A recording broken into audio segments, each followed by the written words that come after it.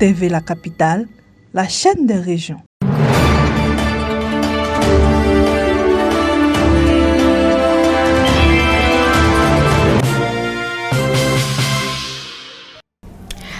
Mesdames et messieurs, bien le bonjour, je vous souhaite la bienvenue sur TV La Capitale, la chaîne des régions. Et voici pour vous les titres.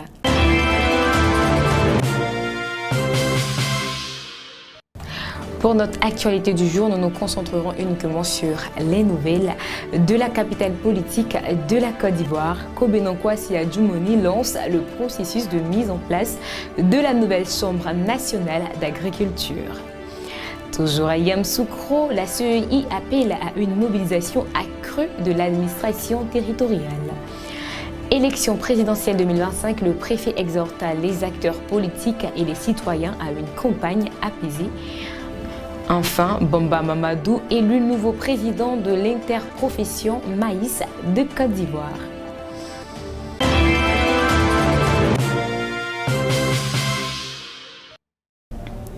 Nous démarrons avec cette information d'agriculture. Le ministre d'État, ministre de l'Agriculture, du Développement rural et des productions vivrières, Kobeno Kwasi Adjumoni, a procédé le mardi 7 octobre 2025 au lancement officiel du processus de mise en place des instances de la Chambre nationale d'agriculture.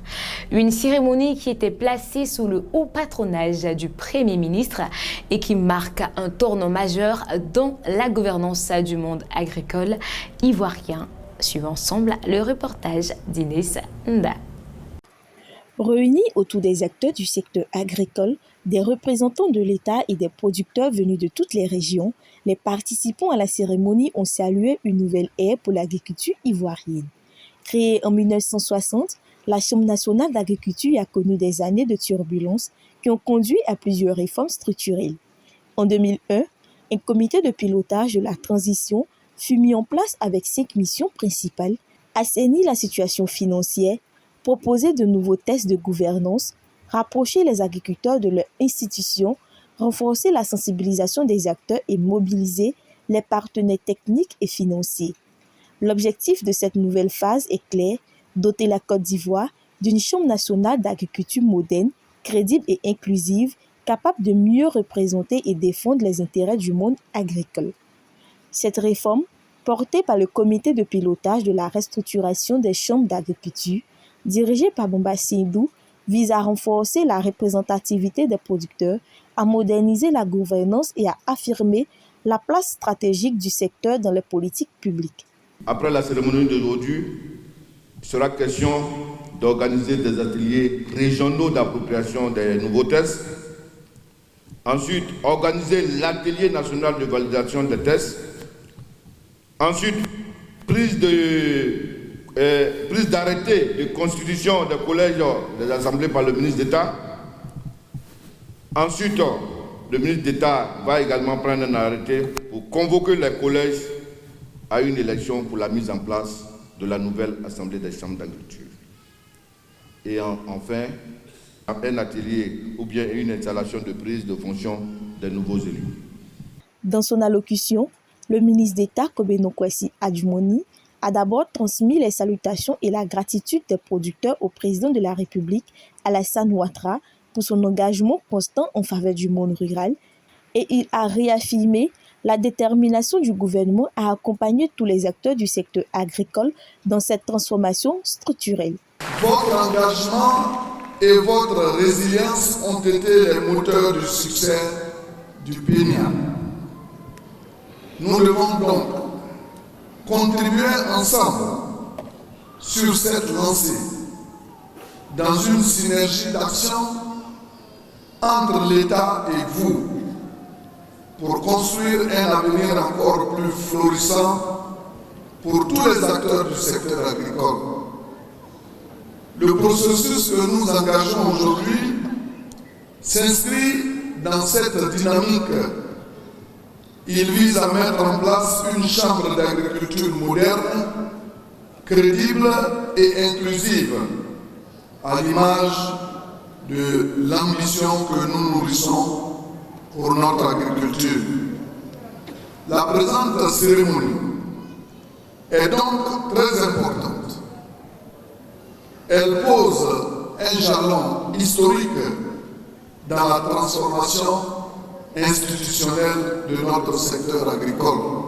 La cérémonie s'est achevée dans une ambiance de fierté et d'unité, symbole d'une agriculture ivoirienne en marche vers la modernité et la durabilité. Le président de la commission électorale indépendante, Ibrahima Koulibaly Cuibière, a présidé le vendredi 3 octobre 2025 à Yamoussoukro une rencontre d'échange avec le corps préfectoral. Cette rencontre visait à faire le point sur l'état d'avancement des préparatifs du scrutin présidentiel et à présenter les dispositions sécuritaires arrêtées en vue d'un processus électoral apaisé et transparent. Reportage toujours d'Inès Nda. Dans son intervention, Koulibaly Cuibière a rappelé le rôle déterminant de l'administration territoriale dans la réussite des opérations électorales. Il a salué l'engagement constant des préfets qualifiés d'acteurs incontournables du processus électoral, justifiant ainsi la tenue régulière de ces rencontres à Yamoussoukro. L'élection présidentielle dépasse le simple rendez-vous électoral. L'élection présidentielle constitue le socle de la légitimité de nos institutions. L'élection présidentielle constitue aussi l'expression suprême de la souveraineté populaire et le reflet de la maturité de notre démocratie. Chers collaborateurs, votre rôle en tant que représentant de l'État dans vos circonscriptions respectives, mesdames et messieurs, membres du corps préfectoral, votre rôle est crucial.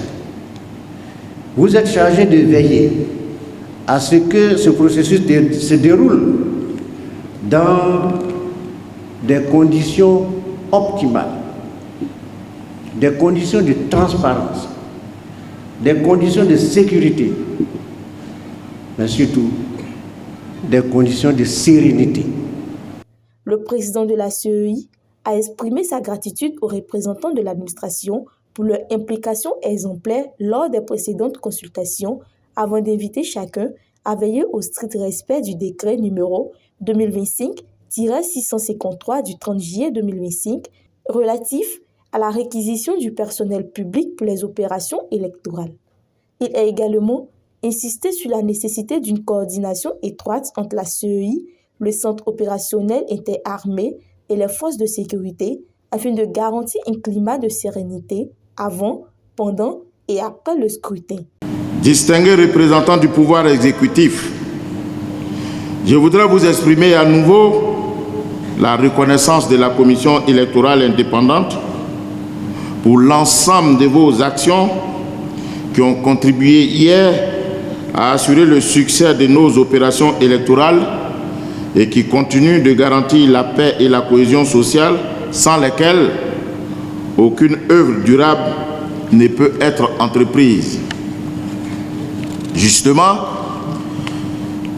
parce que vous constituez pour la République et pour la Commission électorale indépendante un socle incontournable, nous vous avons conviés à cette nouvelle rencontre à Yamoussoukro. Nous amorçons donc la ligne droite vers l'organisation du scrutin à la date prévue par notre loi fondamentale. Nous devons nous engager ensemble à élever le niveau de notre collaboration. La Côte d'Ivoire nous en sera reconnaissante. Pour sa part, la Commission électorale indépendante voudrait vous assurer ici de sa collaboration, de la collaboration de ses commissaires centraux et locaux sur l'ensemble du territoire afin que vous puissiez accomplir pleinement et sereinement la mission d'accompagnement de la commission électorale à laquelle je vous convie. Pour ce rendez-vous électoral majeur, 8,7 millions d'électeurs sont attendus dans 11 835 lieux de vote à travers le pays. La campagne électorale se tiendra du 10 au 23 octobre, tandis que la distribution des cartes d'électeurs est prévue du 11 au 20 octobre 2025. Après la rencontre de la CEI et le corps préfectoral, le préfet de région, préfet du département de Yamoussoukro, a lancé un vibrant appel à la responsabilité, à la retenue et à la paix lors d'une importante rencontre d'échange tenue avec les représentants des candidats, les forces vives de la région, ainsi que plusieurs personnalités institutionnelles, dont le représentant du médiateur de la République et le représentant local de la commission électorale indépendante. Restons toujours avec Inès Nda. À l'approche du scrutin présidentiel prévu le 25 octobre 2025, le préfet a lancé un vibrant appel à la responsabilité, à la retenue et à la paix lors d'une importante rencontre d'échange tenue avec les représentants des candidats, les forces vives de la région ainsi que plusieurs personnalités institutionnelles dont le représentant du médiateur de la République, M. Yeo Adamo, et le responsable local de la commission électorale indépendante. Cette rencontre, qui s'inscrit dans le cadre de la sensibilisation et de la prévention des tensions électorales, visait à renforcer la confiance entre les différents acteurs du processus électoral et à promouvoir un climat serein avant, pendant et après le scrutin. Prenant la parole, le représentant du médiateur de la République a insisté sur la nécessité absolue de préserver la paix, la cohésion sociale et le vivre ensemble, valeurs essentielles au développement durable du pays. De son côté, le représentant local de la CEI a présenté en détail le dispositif mis en place pour garantir un scrutin transparent, inclusif et crédible. La rencontre a également été marquée par les interventions des jeunes et enfants qui ont pris la parole pour adresser un message fort à leurs amis et aînés. Nous vous prions de protéger la première que nous sommes. Nous sommes si fragiles. Nous n'avons que vous pour assurer notre protection et nos vies. Ne vous battez pas. Il s'agit maintenant pour nous les jeunes de nous approprier ce message qui a été donné. Pour ce qui nous concerne en tant que jeunes, comme on a l'habitude de le dire, nous n'avons pas deux Yamoussoukro, nous n'avons qu'un seul Yamoussoukro. Donc le message que je lance à l'ensemble des leaders d'organisations de jeunesse, que ce soit des villages des sous-préfectures, des villages de la commune, les quartiers de Yamoussoukro, c'est de faire en sorte qu'après le 25 octobre 2025, Yamoussoukro soit en paix. Dans son intervention, le préfet a tenu à interpeller directement les représentants des candidats, les exhortant à mener une campagne civilisée, respectueuse des lois et des valeurs républicaines, loin des discours haineux, des provocations et des attaques personnelles. Il a également appelé les populations à faire preuve de discernement face aux rumeurs et à la désinformation, particulièrement le jour du vote, rappelant que ces pratiques ont souvent été à l'origine de violences dans le passé. Nous sommes aujourd'hui à 3 jours de l'ouverture officielle de la campagne électorale. Et il était donc indiqué qu'à l'approche de l'échéance, que le préfet puisse appeler toutes les forces vives du département pour leur donner le message de paix et de cohésion sociale. C'est ce que nous avons fait ce matin. Le préfet a donc indiqué aux uns et aux autres qu'il faut à tout prix préserver la paix. Il a indiqué quelques pistes qu'on doit suivre, quelques attitudes qu'on doit avoir en période électorale, notamment les rumeurs. Il faut tuer les rumeurs. Il faut éviter d'agir en se fondant sur les rumeurs. Donc, j'ai invité tout le monde. J'ai répété que le droit de vote en Côte d'Ivoire n'est pas une obligation. C'est vrai qu'on est bon citoyen, c'est un devoir civique important qu'on doit accomplir.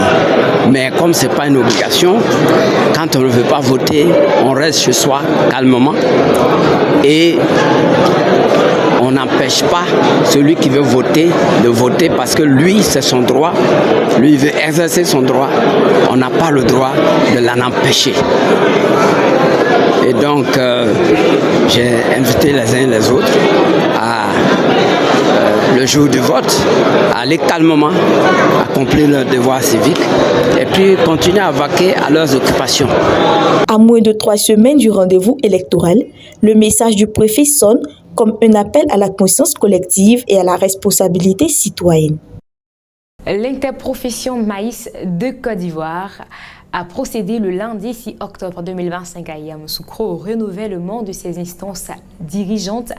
Cette importante assemblée générale qui a réuni l'ensemble des acteurs de la filière, producteurs, commerçants, transformateurs et partenaires techniques, a abouti à l'élection de M. Bamba Mamadou au poste de président de l'interprofession maïs pour un mandat de 3 ans. Cette fois-ci, suivant le reportage de Soro Estella. Le maïs principalement cultivé dans les régions de la Savane, du Haut-Sassandra et du Denguélé occupe une place stratégique dans l'économie agricole ivoirienne. Avec une production annuelle estimée à plus d'1 500 000 tonnes, il figure parmi les denrées les plus consommées du pays, tant pour l'alimentation humaine que pour l'élevage et l'industrie agroalimentaire. Conscients des enjeux liés à cette filière en pleine croissance, les participants de cette rencontre ont insisté sur la nécessité de mieux structurer, coordonner et dynamiser le secteur afin d'accroître la compétitivité et améliorer les revenus des producteurs. Ces assises ont ainsi marqué une étape importante dans la volonté collective de redonner un nouvel élan à la filière maïs. Bamba Mamadou, unique candidat à la présidence, a été élu à l'unanimité des membres présents. Dans son adresse, le nouveau président a exprimé sa gratitude à l'ensemble des acteurs pour la confiance placée en lui et placée à son mandat sous le sceau de la réconciliation, de la cohésion sociale et la promotion du maïs ivoirien. C'est aujourd'hui vraiment un jour, un nouveau départ, parce que l'Intermaïs a connu assez de difficultés depuis sa naissance en 2020. Il était temps qu'on renouvelle les instances et au terme de ce renouvellement, je suis porté à la tête comme président d'Intermaïs. Nous allons nous atteler à travailler dans ce sens. L'État a déjà fait beaucoup. Nous appartient maintenant de nous battre pour que notre secteur aille de l'avant avec les partenaires techniques, les partenaires financiers, pour vraiment développer davantage le secteur du maïs. Du côté des acteurs du secteur, la satisfaction était palpable. Plusieurs participants ont salué le choix porté sur M. Bamba Mamadou, tout en exprimant leur attente du changement concret dans la gouvernance, la commercialisation et la transformation du maïs en Côte d'Ivoire. Nous attendons de lui beaucoup de progression, d'avancement, dans l'épanouissement de notre activité. Alors, ce qu'on attend de lui, nos attentes sont énormes. On attend de lui déjà une solidarité autour du maïs. On attend de lui une synergie avec toute la filière maïs. On attend de lui également des partenariats avec des institutions bancaires pour que nous puissions avoir des silos pour la conservation du maïs qui va certainement faire abaisser le coût du maïs en Côte d'Ivoire. Transformation, nous voulons amplifier d'abord la production transformée, parce que ça ne sert à rien de faire l'agriculture et la matière brute ailleurs, c'est ceux-là qui profitent. Parce que quand il y a une plus-value, c'est ce qui donne la valeur au produit. Et avec le nouveau président, on a confiance que ça va changer. Pour rappel, le mandat du président de l'interprofession maïs de Côte d'Ivoire est d'une durée de 3 ans, renouvelable une fois. Et bien voilà, c'est tout pour ce journal. Vous étiez avec Rebecca Silla. On se donne rendez-vous à très bientôt pour une nouvelle édition. D'ici là, que Dieu vous bénisse.